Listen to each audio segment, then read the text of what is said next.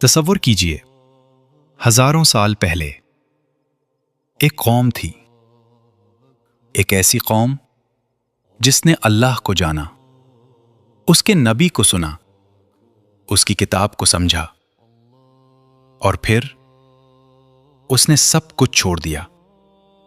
انہوں نے ایک پتھر کے آگے سجدہ کیا، انہوں نے ایک بت کے لیے اپنے بچے قربان کیے، انہوں نے ایک جھوٹے خدا کو پکارا جس نے کبھی کسی کی نہیں سنی۔ اس جھوٹے خدا کا نام تھا بال، اور اللہ رب العزت نے خود اپنی کتاب میں اس نام کا ذکر کیا۔ صرف نام نہیں لیا بلکہ اس کی حقیقت بیان کی، اس کی تباہی کا واقعہ سنایا، اور اس قوم کا عبرتناک انجام دنیا کے سامنے رکھ دیا۔ آج ہم اسی حقیقت کی تلاش میں نکلیں گے۔ یہ صرف تاریخ نہیں، یہ قرآنی سچ ہے۔ بسم اللہ الرحمن الرحیم۔ السلام علیکم ورحمۃ اللہ وبرکاتہ۔ عزیز دوستو، قرآن کریم میں اللہ تعالیٰ نے بہت سی قوموں کا ذکر فرمایا۔ کچھ قوموں کو ان کی عبرت کے لیے یاد کیا گیا، کچھ کو ان کی تباہی کے لیے، اور کچھ کو اس لیے کہ آنے والی نسلیں سبق سیکھیں۔ انہی میں سے ایک ذکر ہے بال کا۔ سورہ صافات میں اللہ فرماتا ہے، اتدعون بعلا وتذرون احسن الخالقین، کیا تم بال کو پکارتے ہو اور احسن الخالقین یعنی بہترین خالق کو چھوڑ دیتے ہو؟ سورہ صافات آیت 125۔ یہ ایک نبی کی زبان سے نکلا ہوا سوال تھا۔ وہ نبی تھے حضرت الیاس علیہ السلام، اور یہ سوال انہوں نے اپنی قوم سے کیا، وہ قوم جو اللہ کو چھوڑ کر ایک جھوٹے بت کی عبادت میں ڈوب گئی تھی۔ بال کون تھا؟ کہاں سے آیا؟ کیوں لوگ اس کے آگے جھکے؟ اور اللہ نے اس جھوٹے خدا کا کیا انجام کیا؟ آج ہم ان تمام سوالوں کا جواب ڈھونڈیں گے قرآن سے، تفسیر سے، تاریخ سے، اور مستند اسلامی مصادر سے۔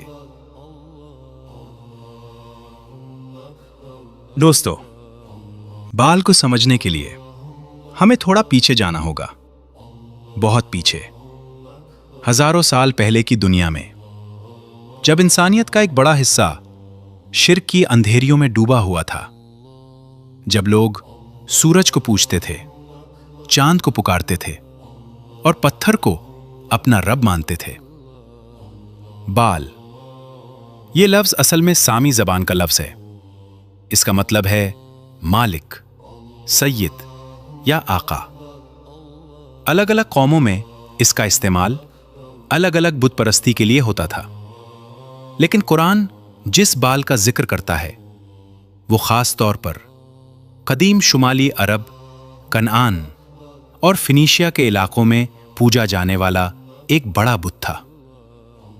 کچھ تاریخی اور تفسیر کے مصادر کے مطابق بال کو بارش کا خدا سمجھا جاتا تھا، زرخیزی اور فصلوں کا مالک مانا جاتا تھا، اور طوفان اور بجلی کا نگہبان کہا جاتا تھا۔ یعنی لوگ سوچتے تھے کہ اگر بال خوش ہوا تو بارش آئے گی، فصل آگے گی اور زندگی چلے گی، اور اگر بال ناراض ہوا تو قحط آئے گا، طوفان آئے گا اور تباہی آئے گی۔ سوچئے، یہ کتنی بڑی گمراہی تھی۔ وہ رب جس نے زمین بنائی، آسمان بنایا، پانی اتارا اور فصل اگائی، اس کو بھول کر ایک پتھر کے بت کے آگے ہاتھ پھیلانا۔ لیکن یہی ہوتا ہے جب انسان علم سے دور ہو جاتا ہے، جب انسان نبی کی آواز نہیں سنتا، جب انسان ہوا اور خواہش کو اپنا رب بنا لیتا ہے۔ اور یہی ہوا بنی اسرائیل کے ایک حصے کے ساتھ۔ قرآن اور تفسیر ابن کثیر کے مطابق حضرت الیاس علیہ السلام کو اللہ نے ایک ایسی قوم کی طرف بھیجا جنہوں نے بال کی عبادت شروع کر دی تھی۔ یہ قوم بنی اسرائیل کی ایک شاخ تھی، وہ قوم جو حضرت موسیٰ علیہ السلام کی شریعت پر چلتی تھی، وہ قوم جسے اللہ نے بار بار نعمتیں دی تھیں، لیکن وقت کے ساتھ ساتھ ان کے دل سخت ہو گئے، ان کی آنکھوں پر پردہ پڑ گیا اور وہ اللہ کو چھوڑ کر بال کی طرف مڑ گئے۔ تفسیر ابن کثیر میں ہے کہ یہ لوگ بال کے اتنے بڑے پجاری بن گئے تھے کہ ان کے درمیان 70,000 سے زیادہ لوگ اس بت کی عبادت کرتے تھے۔ 70,000، ایک پوری قوم گمراہی کی اندھیریوں میں۔ اور پھر اللہ نے ان کی طرف حضرت الیاس علیہ السلام کو بھیجا۔ دوستو، حضرت الیاس علیہ السلام، ان کا نام قرآن میں 2 جگہ آیا ہے، سورہ الانعام آیت 85 اور سورہ الصافات آیات 123 سے 132 تک۔ اللہ فرماتا ہے وَإِنَّ إِلْيَاسَ لَمِنَ الْمُرْسَلِينَ، اور بے شک الیاس رسولوں میں سے تھے۔ سورہ الصافات آیت 123۔ وہ ایک سچے نبی تھے، اللہ نے انہیں ایک مشکل مشن پر بھیجا، ایک ایسی قوم کی طرف جو اپنی گمراہی میں مست تھی، جو اپنے جھوٹے خدا بال سے محبت کرتی تھی، جو سوچتی تھی کہ وہ سیدھے راستے پر ہیں، اور حضرت الیاس علیہ السلام نے انہیں پکارا۔ اللہ قرآن میں ان کی زبان سے یہ الفاظ بیان کرتا ہے اتدعون بالا وتذرون احسن الخالقین اللہ ربکم ورب آبائکم الاولین، کیا تم بال کو پکارتے ہو اور بہترین خالق کو چھوڑ دیتے ہو؟ اللہ جو تمہارا رب ہے اور تمہارے پہلے باپ دادوں کا بھی رب ہے۔ سورہ الصافات آیات 125 اور 126۔ یہ کتنا گہرا سوال تھا، یہ کتنی سیدھی بات تھی۔ ایک نبی اپنی قوم کو کہہ رہا تھا آنکھیں کھولو، یہ پتھر تمہارا کچھ نہیں کر سکتا، وہ جس نے تمہیں پیدا کیا وہ اللہ ہے، وہ جو تمہیں رزق دیتا ہے وہ اللہ ہے، صرف اسی کی طرف لوٹو۔ لیکن قوم نے نہیں سنا، قوم نے حضرت الیاس علیہ السلام کو جھٹلایا، قوم نے ان کا مذاق اڑایا، اور انہوں نے کہا ہم اپنے باپ دادوں کا دین نہیں چھوڑ سکتے۔ یہ وہی جواب تھا جو ہر گمراہ قوم نے دیا۔ قوم نوح نے بھی یہی کہا، قوم ابراہیم نے بھی یہی کہا، قوم موسیٰ نے بھی یہی کہا۔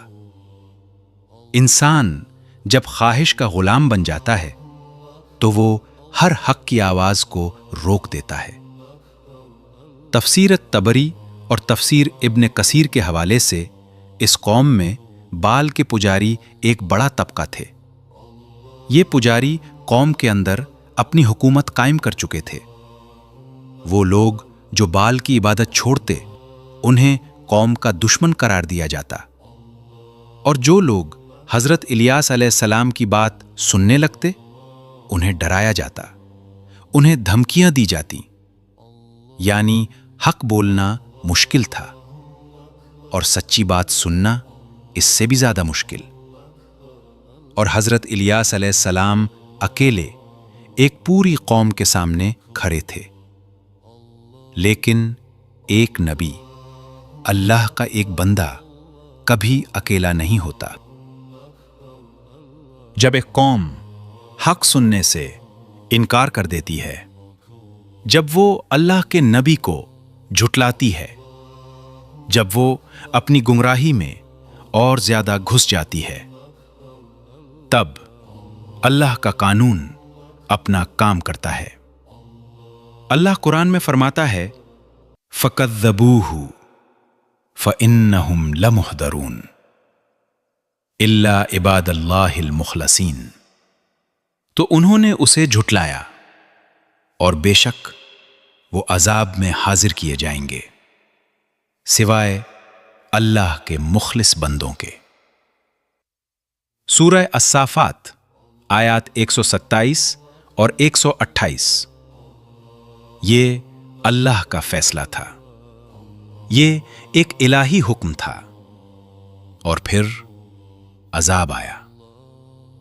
اسلامی تاریخی مصادر اور تفسیر ابن کثیر کے مطابق اس قوم پر شدید قحط نازل ہوا، بارش رک گئی، زمین سوکھ گئی، فصلیں ختم ہو گئیں اور کھانا ختم ہونے لگا۔ وہ بال جسے یہ لوگ بارش کا خدا کہتے تھے، وہ بال جس کے آگے یہ لوگ ہزاروں سال سے سجدہ کرتے آئے تھے، وہ بال ایک بوند پانی بھی نہیں دے سکا۔ سوچئے کتنا بڑا سبق ہے یہ۔ انسان اپنا دل، اپنی محبت، اپنا سجدہ ایک ایسی چیز کو دیتا ہے جو اس کے کسی کام نہیں آتی، اور جب مصیبت آتی ہے تب وہ جھوٹا خدا غائب ہو جاتا ہے اور انسان ہاتھ ملتا رہ جاتا ہے۔ پھر قوم میں آہستہ آہستہ بے قراری پیدا ہونے لگی۔ تاریخ طبری میں ہے کہ جب قحط نے اس قوم کو توڑ کر رکھ دیا، تب کچھ لوگوں کے دل میں توبہ کی روشنی آئی۔ کچھ نے سوچا شاید ہم غلط تھے، کچھ کو حضرت الیاس علیہ السلام کی بات یاد آنے لگی، لیکن بعض لوگ پھر بھی اپنی خود پر قائم رہے، کیونکہ گمراہی جب ایک بار دل میں گھر کر لے تو وہ آسانی سے نہیں نکلتی۔ پھر اللہ فرماتا ہے وَتَرَكْنَا عَلَيْهِ فِي الْآخِرِينَ سَلَامٌ عَلَىٰ إِلْيَاسِينَ إِنَّا كَذَلِكَ نَجْزِي الْمُحْسِنِينَ إِنَّهُ مِنْ عِبَادِنَا الْمُؤْمِنِينَ، اور ہم نے اس کی تعریف بعد میں آنے والوں میں بھی باقی رکھی۔ سلام ہو الیاس پر، ہم محسنوں کو ایسا ہی بدلہ دیتے ہیں، بے شک وہ ہمارے مومن بندوں میں سے تھے۔ سورہ الصافات آیات 129 سے 132 تک۔ یہ اللہ کا اپنے نبی کے ساتھ معاملہ تھا۔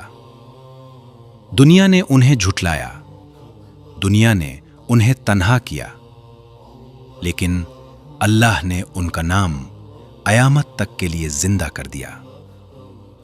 بال وہ جھوٹا خدا، آج کون اس کا نام عزت سے لیتا ہے؟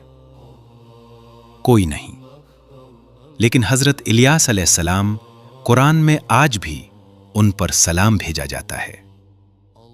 تاریخ گواہ ہے، جس قوم نے بال کو پوجا وہ قوم مٹا دی گئی۔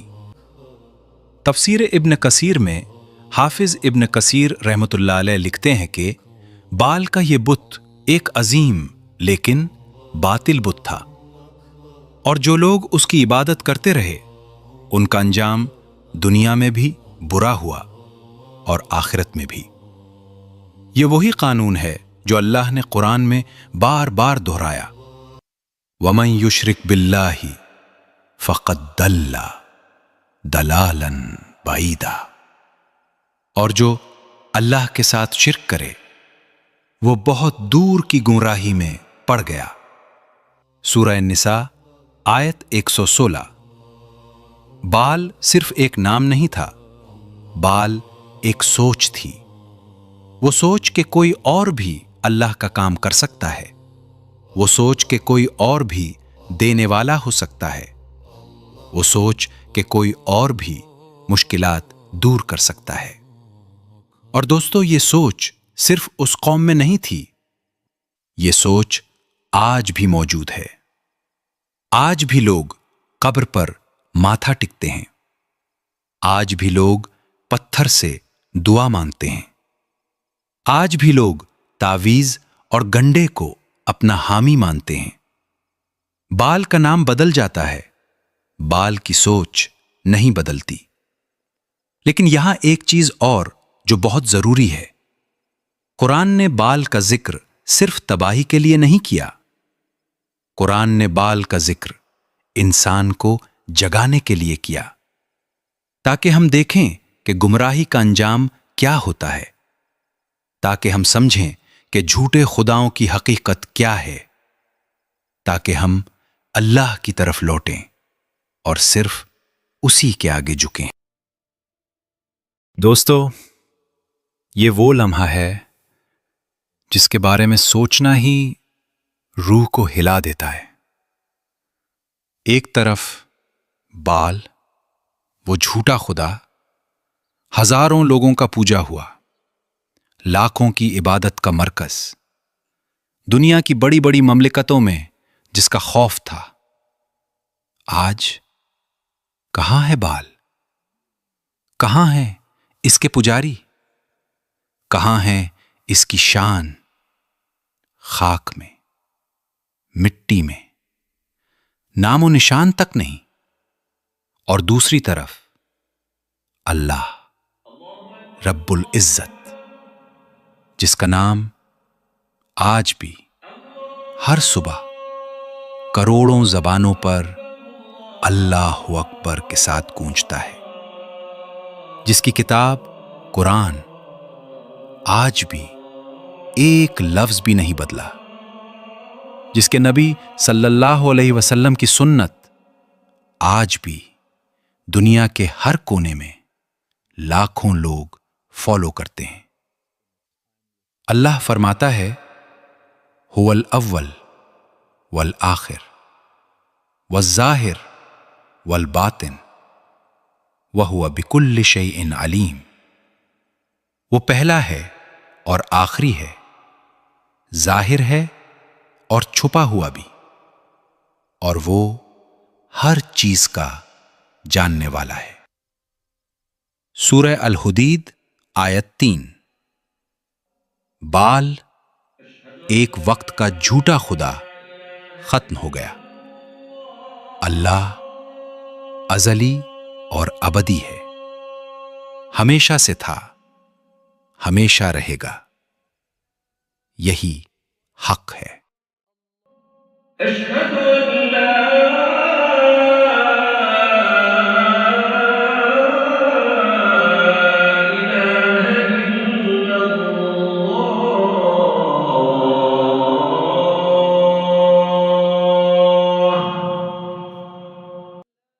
اگر آپ کو اسلامی تاریخ کے اہم اور مستند واقعات جاننا پسند ہیں تو ہمارے چینل دی ہڈن چیپٹرز کو ضرور سبسکرائب کریں۔